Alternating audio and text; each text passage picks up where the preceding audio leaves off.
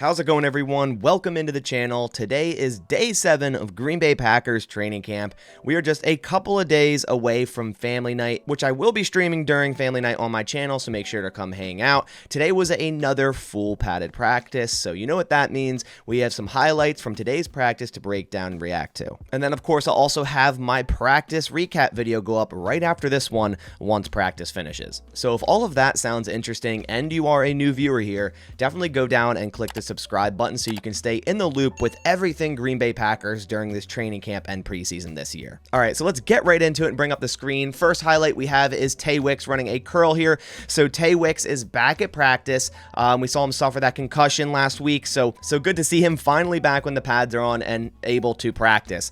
I've been talking about wide receivers a lot last night and today over on Twitter, and I'm very interested to see who the 4th and 5th wide receiver will be. For me, number 4 is Samori Toure, just based on the fact that he's practiced more than Tay Wix. Obviously, the Packers drafting Tay Wix in the 5th round. There's no way he doesn't make the roster, so he's number 5 for me right now. And then if the Packers potentially keep 6 wide receivers, who is that 6th guy going to be? For me right now, it's Beau Melton because he showed a lot in practice. He has capabilities on special teams as a returner, but I'm interested to see how that will go. Obviously, we have 3 preseason games remaining and a lot of camp left. Here we have a clip of Jordan Love firing a deep stop route to Luke Musgrave. Looks really nice on that breakdown there to that deep stop. Luke Musgrave getting another start today at tight end. Josiah DeGuara is out of practice today. That is an update. He has a calf injury. We saw on Tuesday, late in the practice, he dropped out of practice. He's out today with a calf injury, so who knows the severity of that. Nonetheless, Luke Musgrave has been getting the start at tight end recently anyways, and he's looked really good this training camp. That was a big question mark for me. You know, going from OTAs to minicamp where he looks really fast and looks, you know, as advertised, what was going to happen when the pads come on? And he's shown the same things when the pads come on, leg pads, shoulder pads. He has still looked super fast and looks like a real mismatch. He won multiple times in 1v1s today against Anthony Johnson Jr., and he's starting to look like a very good mismatch for this Packers offense, and I'm so excited how they're going to use him in this offense, and it's nice to see Jordan Love, you know, really getting on the same page as this rookie tight end. You know, you don't see that too often where rookie tight ends coming into the league and all of a sudden are starting and are starting to build a rapport with their quarterback. So it's nice to see that happening. Here we have a clip of both Keyshawn Watson and Romeo Dobbs running routes. At the bottom of the screen, we'll start with Watson on that deep dig. Nice drop of his hips at the top of that route and a throw by Danny Etling. Kind of floats upfield after the cut, but nonetheless, nice drop down to the hips and burst to that dig route.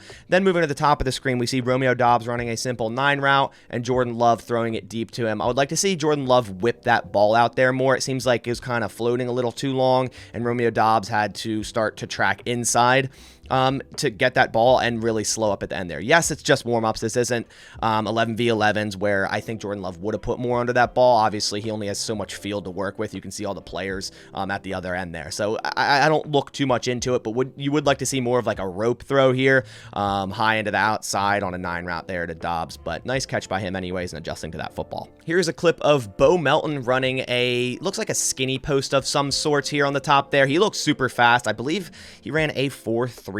This dude definitely has speed. And another reason why I think the Packers may keep him is if they need another deep threat on the field, say if Watson's tired or Watson gets hurt, knock on wood, hopefully that doesn't happen, you know, Beau Melton could be that deep threat type of guy. You know, he offers as a returner.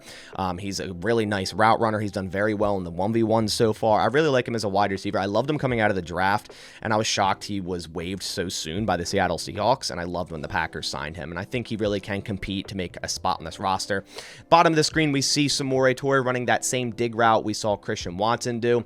Really nice execution of that route here. I'm super high on Samori Toure. I've been talking a lot about him on Twitter the past 2 days and how I believe he's a lock on this roster. I know some people aren't as high on him, but I really am. I think he's one of the better route runners on this football team. I think the Packers really like him. I think he shows a lot of promise, especially for a 7th round rookie last year. He played better and got more offensive snaps than some 3rd and 4th rounders in last year's draft. So that shows a lot of promise to me. I know Jason Vrabel likes him. I know Matt LaFleur likes him.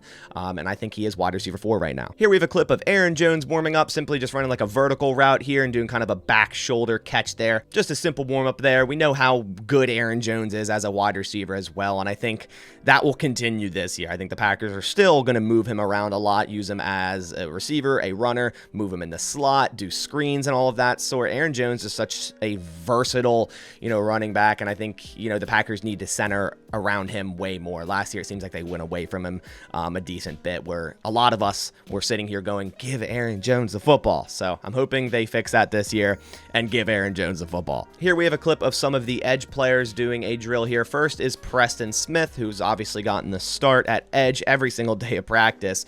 And then the rotation has been with the other guys. We see Kingsley Enagbare there doing the drill. We see Lucas Van Ness, great burst off the line of scrimmage by Lucas Van Ness. He just looks so quick when doing drills such as this, and on his tape as well from college. So Lucas Van Ness, Kingsley Enagbare, and Justin Holland, all of which have had starts so far. Lucas Van Ness got the first start when the full pads were on Tuesday, so that definitely is important. I remember Matt LaFleur saying, Van Ness might not get a start in practice until the full pads come on, because that guy is super, strong, athletic, powerful. So they mainly wanted to see him start when the pads come on. That's exactly what they did Tuesday, and he's been having a really good camp. Kind of underrated in my opinion. A lot of people are watching this offense and the rookies on offense, but Lucas Van Ness, man, he's had a very good camp so far, and he does look like the real deal, and I'm excited to see him in action. Here's a clip of fullback Henry Pearson doing a drill here. He's the only fullback on the roster, and with DeGuara out, I would assume he's the only one doing this drill. I want the fullback to come back. I know on Tuesday the Packers in team sessions ran some I formation with Henry Pearson at fullback. I would love for him to make the roster. If they're going to keep 4 running backs, fourth is going to be Henry Pearson. It's going to be obviously Jones, Dillon, whoever that third running back is. I think it's going to be Tyler Goodson. And then if they want to keep 4, I think it's going to be Henry Pearson to kind of have another fullback type role. And I would love that. I love the fullback in the NFL. I miss it. I miss the days of 2010, John Kuhn being, really used in this offense. So I'm hoping the Packers go back to that and Henry Pearson makes this roster. Here is a clip of Keyshawn Nixon doing a defensive drill. Very fast footwork and break on the ball there, doing kind of a pass breakup drill there. Nixon's still wearing a hoodie. I believe it's like upwards of 90 degrees in practice right now. So I think it's like 88 or something of that sort. Don't know how he's doing that. I wear a short sleeve shirt when it's 88 and I'm sweating like profusely. So I couldn't imagine having a helmet on, pads, leg pads, and a hoodie. I mean, that sweatshirt's probably going to weigh like 15 pounds by the end of practice. But hey, hats off to you. Whatever you want to do in practice is your rhetoric.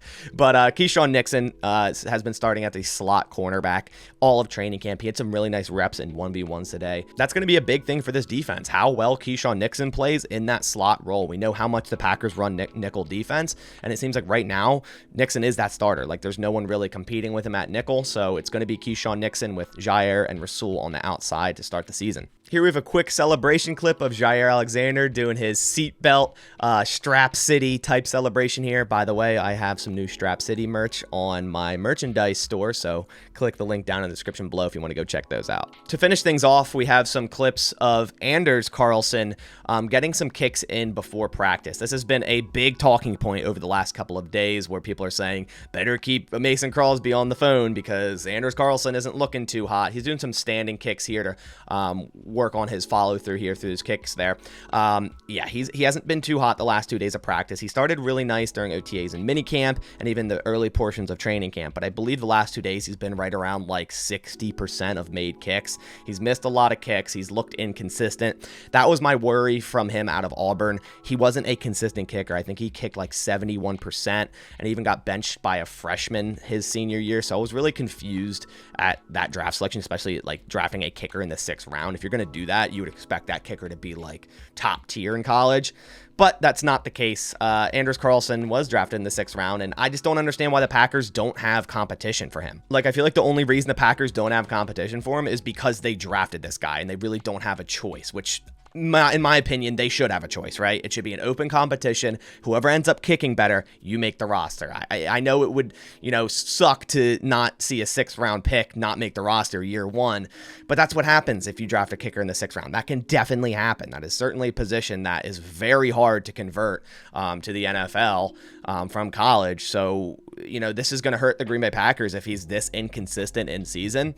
There's going to be times where we're ready to kick a field goal to maybe tie the game or go up and it's 40-yarder and the dude misses it. And, it's going to happen. Obviously, we had down years with Mason Crosby, but he was relatively consistent if you look at his career as a broad thing. So, maybe the Packers end up calling Mason Crosby if Carlson continues to struggle. We'll see. I know Crosby's still working out and still wants to kick. We'll see what happens, but, I hope he turns it around, but as of right now, he hasn't been that great. And as I'm saying this, I get an update on Twitter that Carlson's first kick was a miss from 41 yards wide right, man.